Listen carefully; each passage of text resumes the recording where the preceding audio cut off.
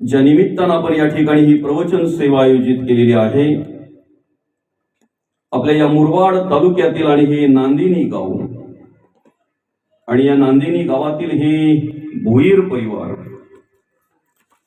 भोईर परिवाराच्या मातोश्री कैलासवासी रखमाबाई विठ्ठल भोईर आई साहेबांना शनिवार दिनांक 25/7/2026 रोजी देवाज्ञा झाली। अर्थात त्यांचं वृद्धापकाळाने निधन झालं आणि आज त्यांच्या उत्तर कार्याच्या निमित्तानं आपण या ठिकाणी ही प्रवचन सेवा आयोजित केलेली आहे। आईसाहेबांच्या पश्चात आईसाहेबांची मुलं असतील, पुतण्या असतील, मुली असतील, नातवंड असतील, अर्थात श्री विठ्ठल, श्री गुरुनाथ विठ्ठल भोईर, श्री वसंत विठ्ठल भोईर, श्री सुनील विठ्ठल भोईर मुलं, त्याचप्रमाणे कांता किसन विषय, जयश्री हरिश्चंद्र कोर मुली, त्याचप्रमाणे पुतणे असतील, बाळू अमन भोईर, अनिल मधुकर भोईर, राजाराम दाजी भोईर, कल्पेश भगवान भोईर, नयन कृष्ण भोईर, शारदा एकनाथ सोळसे नाथ, त्याचप्रमाणे राजश्री लक्ष्मण गोडांबे, पूजा संकेत गुडे, रितेश गुरुनाथ भोईर नातू, त्याचप्रमाणे निकितन सुनील भोईर, सोहम गुरुनाथ भोईर आणि कौस्तुभ हरिचंद्र कोर, संपूर्ण भोईर परिवार, आप्तेष्ट, मित्र परिवार आणि ग्रामस्थ मंडळी। आईसाहेबांनी या ठिकाणी कार्य करत असताना अतिशय चांगल्या प्रकारे कार्य केलं, मुलांवर संस्कार केले, मुलांना सांभाळलं, त्यांना मार्गदर्शन केलं आणि अशा प्रकारे आपल्या जीवनाचा मार्गक्रमण करत असताना वयाच्या 88व्या वर्षी आईसाहेबांनी तुमचा आमचा निरोप घेतला। माऊली, आपल्याला माहिती आहे 20 डिसेंबर 1991 रोजी या परिवाराचं पितृछत्र हरपलं, आपले विठ्ठल बाबा आपल्याला सोडून गेले। बाबा गेलेली जवळजवळ 35 वर्ष झाली। बाबांच्या मरणोत्तर सुद्धा या परिवाराचं सांभाळ करण्याचं कार्य आईने केलं। बाबांचे आशीर्वाद, बाबांचं मार्गदर्शन ही या ठिकाणी आईसाहेबांनी करण्याचा प्रयत्न केला। मुलांवर संस्कार केले, चांगल्या प्रकारे मार्गदर्शन केलं, मुलांना सांभाळलं, नातवंडांना सांभाळलं, नातवंडांवर संस्कार केले, नातींवर संस्कार केले, चांगल्या प्रकारे त्यांना मार्गदर्शन केलं आणि अशा प्रकारे या ठिकाणी कार्य करत असताना 88व्या वर्षी वृद्धापकाळाने बोलता चालता आईसाहेबांनी तुमचा आमचा निरोप घेतला। बोलता चालता मृत्यू झाला।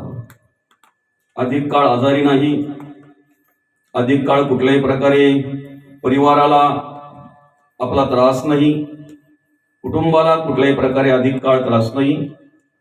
अशा प्रकारे वय वर्ष 88 असताना सुद्धा आईसाहेबांनी बोलता चालता निरोप घेतला। 88व्या वर्षी आईसाहेबांचं देहावसन झालं। माऊली, आपण खऱ्या अर्थानं परमार्थ करत असताना, भक्ती करत असताना देवाकडे अनेक प्रकारच्या गोष्टी मागत असतो, मागणी करत असतो, बरं का? त्यामध्ये मला तरी वाटतंय जे आध्यात्मिक क्षेत्रामध्ये कार्य करत आहेत, जे परमार्थ करतात, भक्ती करतात, देव कार्य करतात, त्यांचं देवाकडे जेव्हा जेव्हा हात जोडून उभे राहतात ना, तेव्हा तेव्हा एकच मागणं असतं, शेवटचा दिवस गोड व्हावा। काय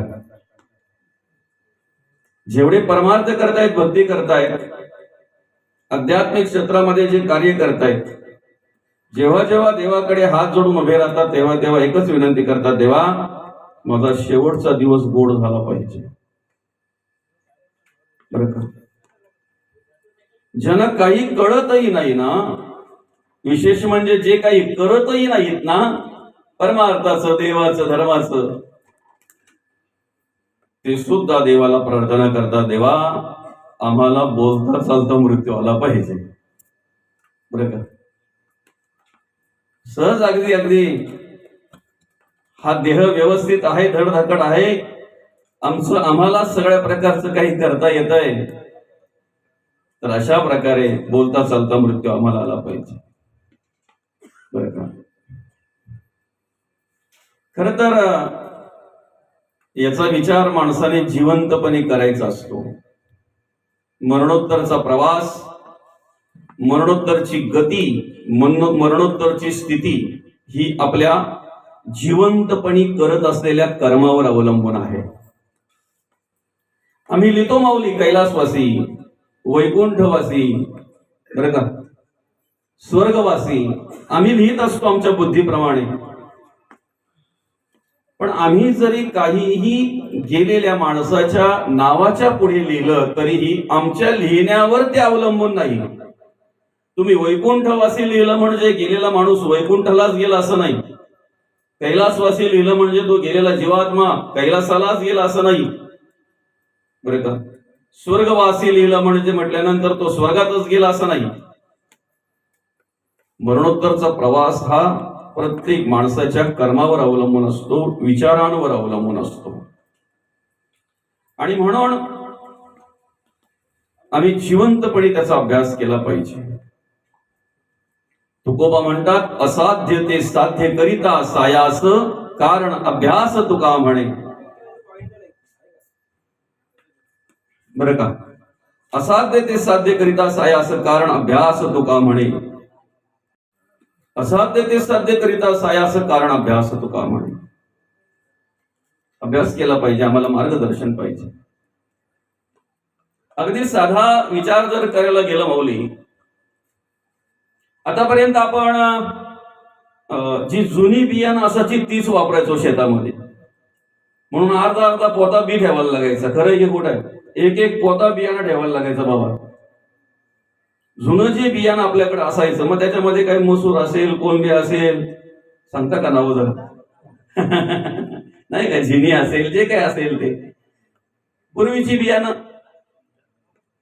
आणि त्या पद्धतीने असल्यामुळे मग तो माणूस थोडस निगा करून व्यवस्थित त्याला साफसफाई करून आणि ठेवून द्यायचा. पुढचा वर्ष आला की मग त्यावेळेला किती पायली पेरलाय हे विचारलं जायचं. 10 पायली, 20 पायली, कोण बोलते 50 पायली, नाही का. आता संकरित बियाणं आलं, नवीन बियाणं आलं, आता पायली नाही विचारत, किती किलो, किती किलो. एक छोटीशी बॅग आणली ना, 1 एकर जागा लागते त्याच्यामध्ये.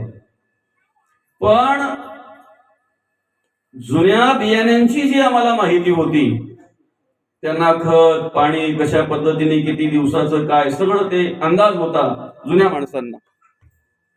बरं का, जुन्या माणसांना त्याचा अंदाज होता. आता जे नवीन आलंय ना माऊली, ते कशा प्रकारे पेरायचं, किती दिवसाचं आहे, कशा प्रकारे त्याला खत द्यायचं, कोणत्या प्रकारचं खत पाहिजे, कुठल्या प्रकारे काय फवारणी वगैरे असेल किंवा XYZ जे काय असेल ते आम्हाला माहिती करून घ्यावं लागतंय. शेती करायची म्हटल्यानंतर आम्हाला मार्गदर्शन हवं आहे. कोणाचंही काम आहे का? कोणाचंही काम आहे का? शेती करायची म्हटल्यानंतर मार्गदर्शन हवं आहे. त्यासाठी प्रत्यक्षात त्याचा अभ्यास करून प्रॅक्टिकली आम्हाला करावं लागतंय. शेतात गेल्यानंतर कळतंय. आता आवण्या चालू आहेत लोकांच्या, नाही का, शेतीची कामं चालू आहेत. आता माहिती करून द्यावी लागते, सांगावं लागतंय. मुंबईची सून केली, शहरामध्ये राहणारी, मुलगा तिकडे कुठे कामाला जायचा मुंबईला, झालं तिकडे, ठीक आहे, हरकत नाही. घरच्यांनी पण मग समजून घेतलं, कारण गावात ऑलरेडी 10-12 तसे आहेत जास्त. मग ठीक आहे ना, होतंय तर होऊन जाऊ दे. आली ती सून मुंबईची घरी. मे मध्ये काहीतरी लग्न झालं, जून मध्ये पाऊस पडला. जूनच्या शेवटच्या वेळेला, शेवटच्या आठवड्यामध्ये पेरणी करायची म्हणून त्या सुनेला शेतावर घेऊन गेले. शेत दाखवलं. पेरणी करता करता त्या जे काही उखळलं होतं त्याच्यात दगड वगैरे जी काही होती, जे काही घाणगुण होती ती तिला काढायला सांगितली. सासूने पण काढली, तिने पण काढली. जे कोणी होते तिथे ते सगळे वेचायला लागले. वेचलं ते सगळं काही आणि पेरून घेतलं भात पेरून घेतलं. घरी आले. एक 15 दिवसांनी त्या सुनेला सांगितलं त्या सासूने, तुला आपलं शेत माहिती आहे ना? हो म्हणे, माहिती आहे. म्हणजे तुमच्या स्तर बरोबर आले होते. मग आपण कुठे आव्हान पेरलाय ते माहिती आहे ना तुला? भात कुठे पेरलाय ते? हो म्हणे, माहिती आहे ना. आपणच तर दगड उचलली, त्यातली जो काही केर कचरा होता तो आपणच तर उचलला. मग आता एक काम कर, मी जरा घरातलं आवरते, आजचा दिवस तू शेतावर जा आणि तुला जेवढं काही आव्हान बेनता येईल. का हो हसायला सुरुवात केली तुम्ही लगेच? तुम्हाला लगेचच समजलं की काय? जेवढं काही आव्हान बेनता येईल तेवढं आव्हान बेनून ये. सून गेली. दुपारची जेवणाची पण बिचारीने अपेक्षा केली नाही, कारण तिला भरपूर काम दाखवायचं होतं सासू सासऱ्याला. आणि संध्याकाळपर्यंत मौली जेवढं आव्हान बेणायचं तेवढं बेनलं. दुसऱ्या दिवशी सासू आणि सून जेव्हा दोघेही एकत्र आव्हान बेनायला गेल्या तेव्हा पाहतात तर त्या आव्हान पेरलेल्या जागेमध्ये फक्त 25% आव्हान उपटायचं राहिलं होतं, बाकी सगळं बेनून टाकलं होतं.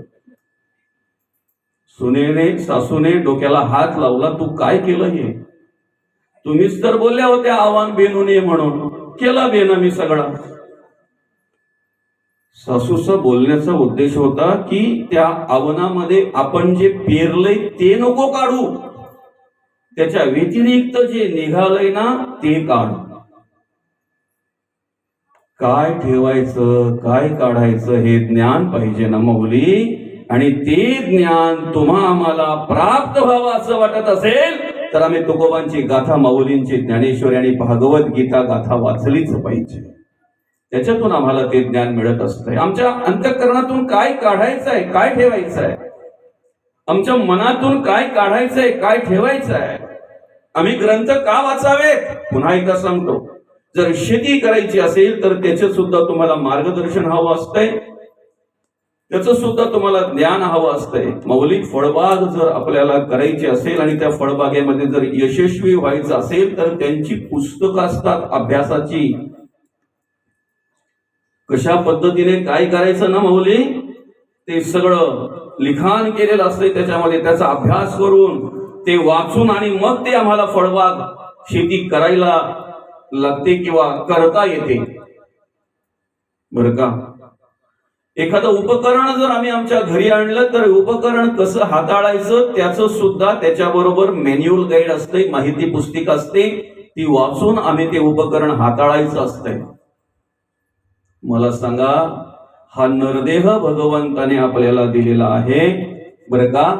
याची माहिती पुस्तिका कधीतरी आपल्या हाताला लागले का? वाचले का? काय?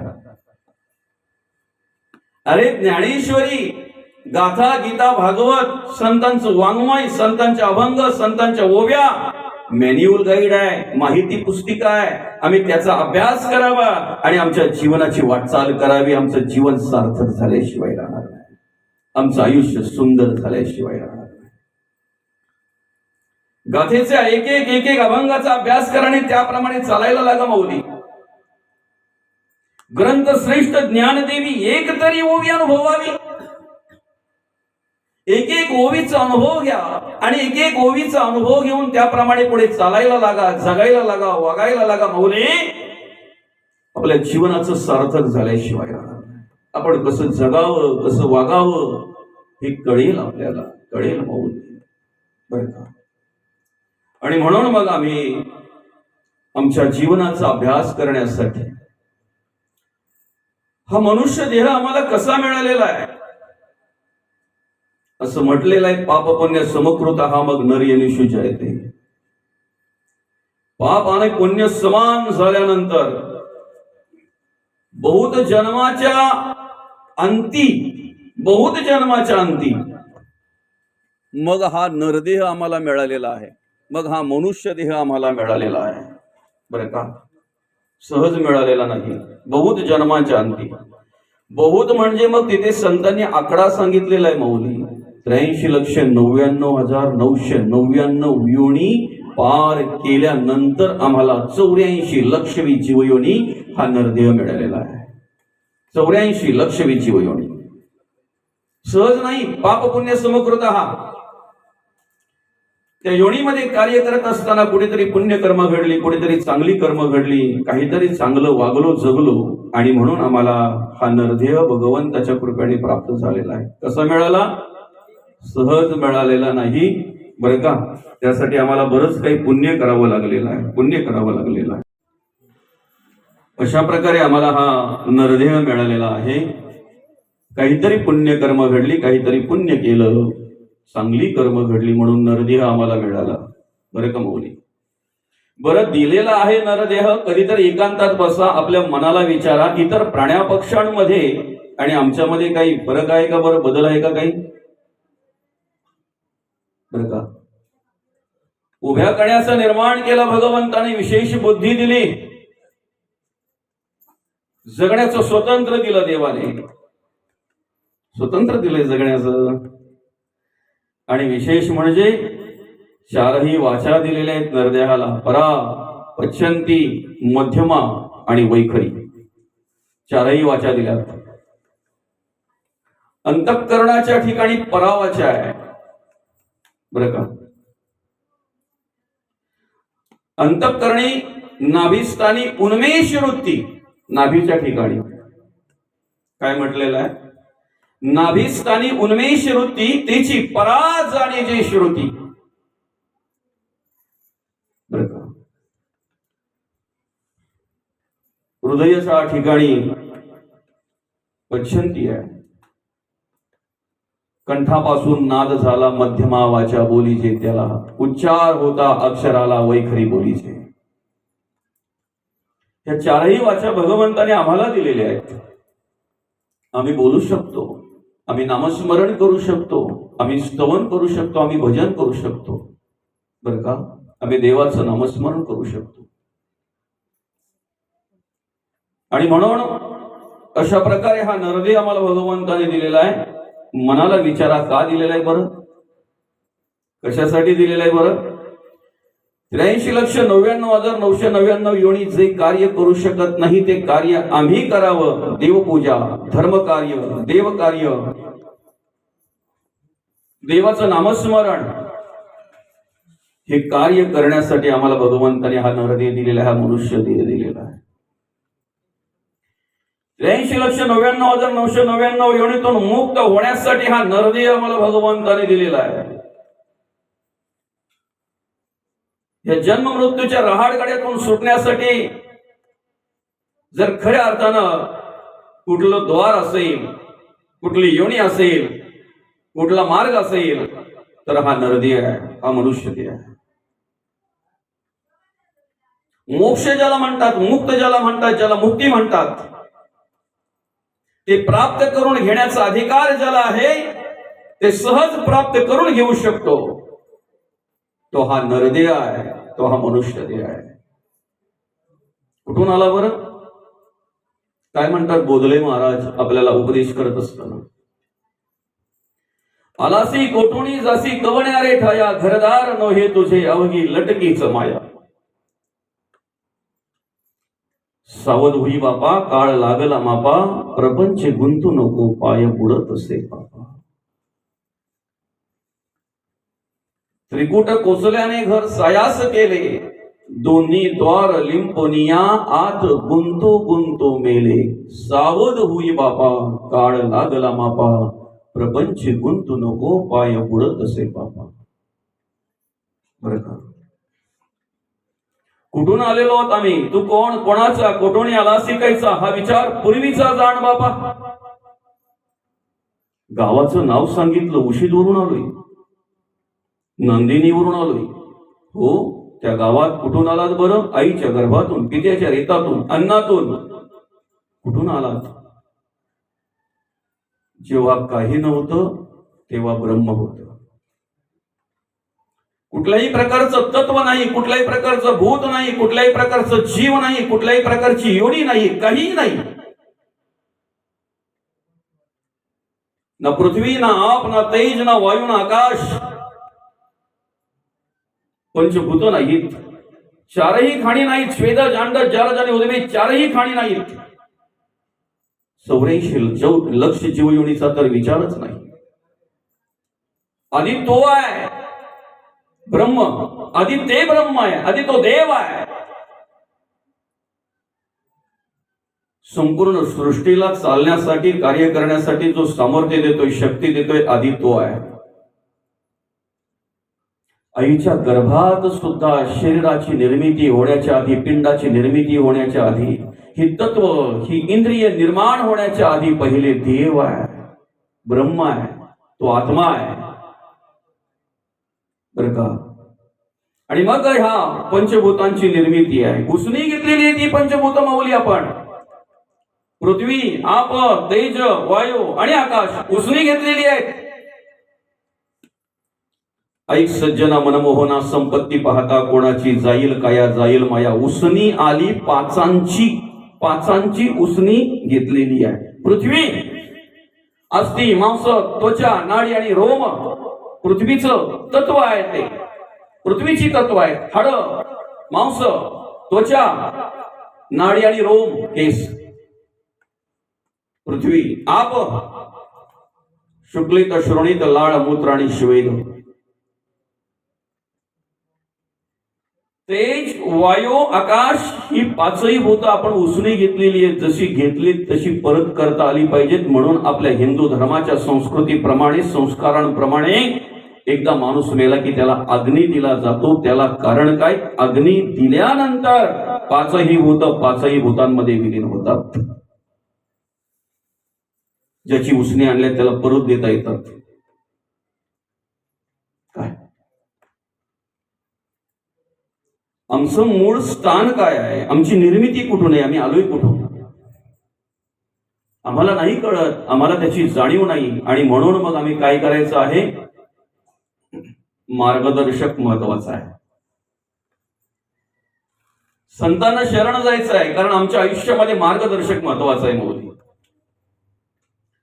तुम्ही एखाद्या पर्यटन स्थळी जेव्हा जाता बरं का, उदाहरणार्थ एखादी लेणी पाहायला जाता किंवा एखादा गड पाहायला जाता, त्यावेळेला तिथलं संपूर्ण इतिहास तुम्हाला माहिती व्हावा, त्या जागेची संपूर्ण तुम्हाला माहिती व्हावी म्हणून आपण तिथे गेल्यानंतर जो माहिती देणारा असतो त्याला गाईड म्हणतात.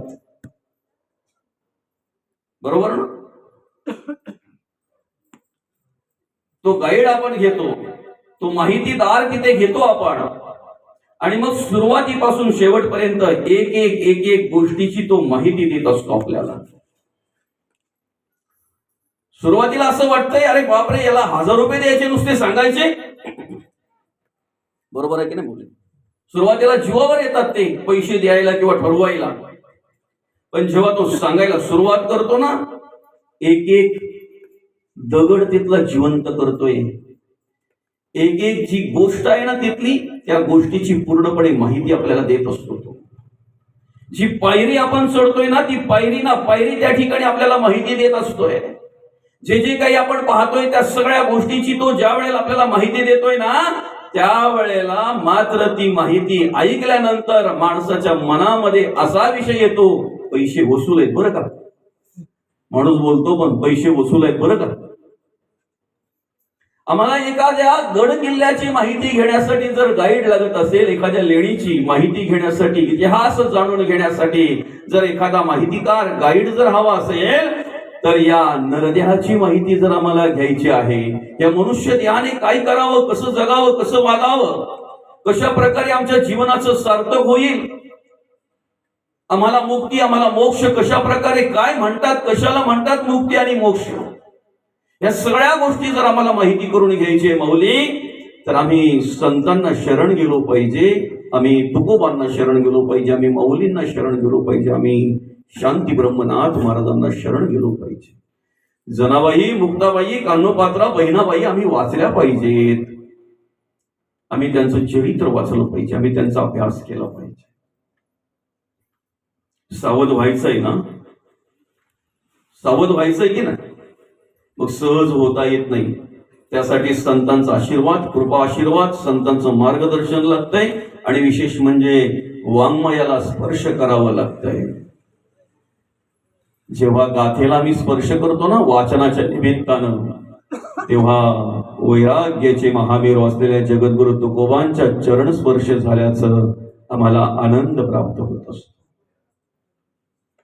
जेव्हा वाचण्याच्या निमित्तानं आम्ही या ठिकाणी या भावार्थ दीपिका ज्ञानेश्वरी या ग्रंथाला आम्ही स्पर्श करत असतो ना, मौलींचा स्पर्श झाल्याचा आनंद आम्हाला मिळत असतो.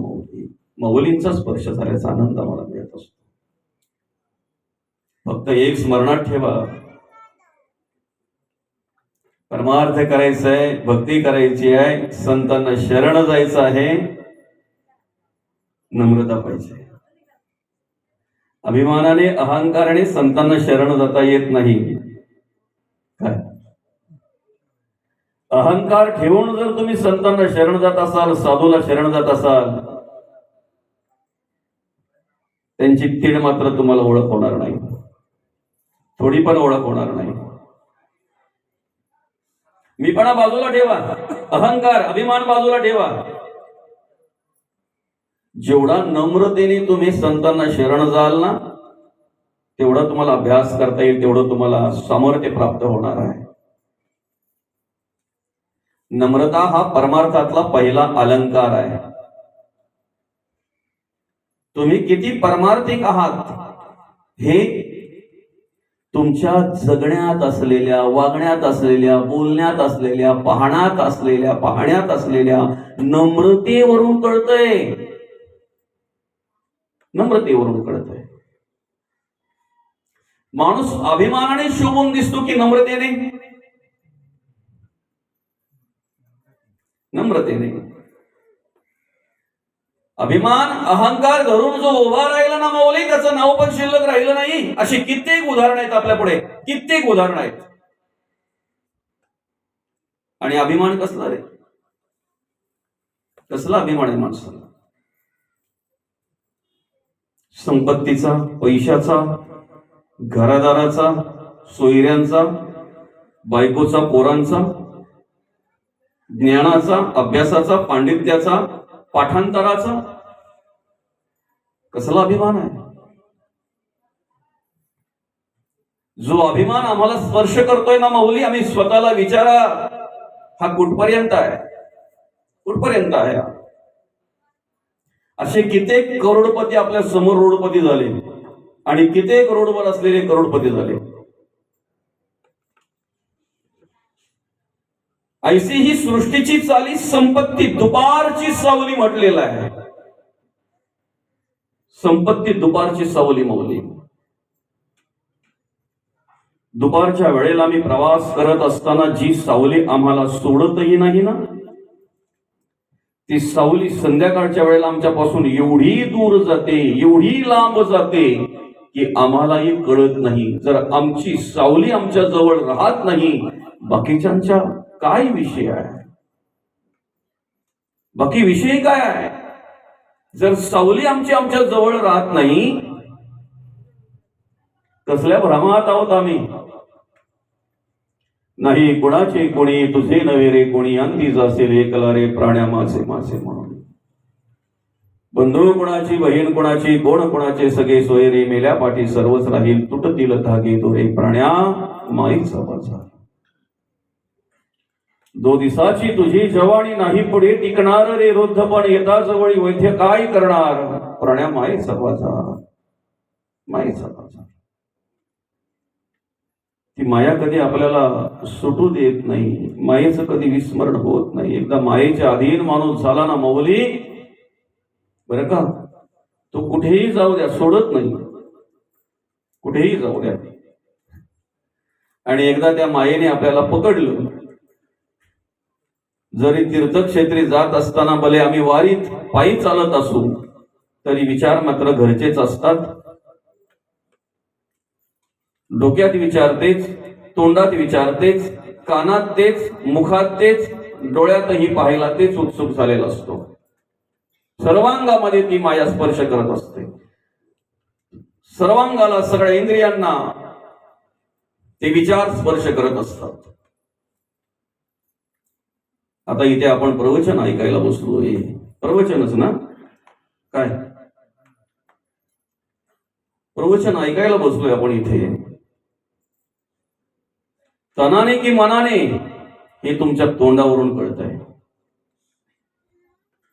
काय आम्हाला 5 असली तरी चालतात, पण ऐकणारी पाहिजे, जास्त नको. आम्हाला 5 जरी असली तरी ऐकणारी पाहिजे, जास्त नको. कधीतरी अशी अनुभूती येते माऊली, एका प्रवचन सुरू झालं ना का ज्याचं तोंड बाजूला कुठेतरी फिरलं असेल, आपण समजायचा हा जीवावर घालून आलेला आहे आणि बसलेला आहे. काय ऐकण्याच्या मनस्थितीत नाही. चित्रपट पाहताना माणूस टीव्हीकडे, थिएटरकडे तोंड करतो, त्या चित्रपटाकडे, त्या स्क्रीनकडे तोंड करतो, की बाजूला कुठे करतोस तो? आहे ना? आणि अजून जवळचं दिसावं म्हणून अजून जवळ जातो, पण काय नाही दिसत. जे लांबून दिसतंय तेच जवळून पण दिसतंय. माऊली, आम्ही तनाने करतोय परमार्थ की मनाने परमार्थ करतोय याच्यावर देवाचं देणं अवलंबून असतंय. फक्त शरीराने जर तुम्ही करत असाल ना, म्हणून कधी कधी संत म्हणतात अन्नाचा उपवास करता करता कधीतरी कर्माचाही उपवास करता आला पाहिजे. शरीराने उपवास करता करता मनाने पण उपवास करा. शरीराने परमार्थ केला पाहिजे ना, पण शरीराने परमार्थ करता करता त्या मनालाही परमार्थ करायला लावा. भगवंताची कृपा तुमच्यावर झाल्याशिवाय राहणार नाही. जी भक्ती तुम्ही करताय, जो परमार्थ तुम्ही करताय, तो देवापर्यंत पोहोचल्याशिवाय राहणार नाही. आणि म्हणून आम्ही कसं जगावं, कसं वागावं, कशा पद्धतीने कार्य करावं, बरं का, याचं मार्गदर्शन आम्हाला संतांच्या कृपेने मिळत असतंय. म्हणून आम्ही संतांना शरण गेलो पाहिजे. सत्संगाचा महिमा अगाध आहे माऊली. आपण नेहमी एक दृष्टांत ऐकत असतो. नारद मुनींना जेव्हा हा प्रश्न पडला, संतांच्या संघामध्ये काय सामर्थ्य आहे, भगवंताला विचारलं, देवा काय सामर्थ्य आहे सत्संगामध्ये, संतांच्या संघामध्ये? भगवंताने सांगितलं, नारदा ऐकायचं आहे का, पाहायचं आहे का? हो म्हणे, पाहायचं आहे. जा ना मग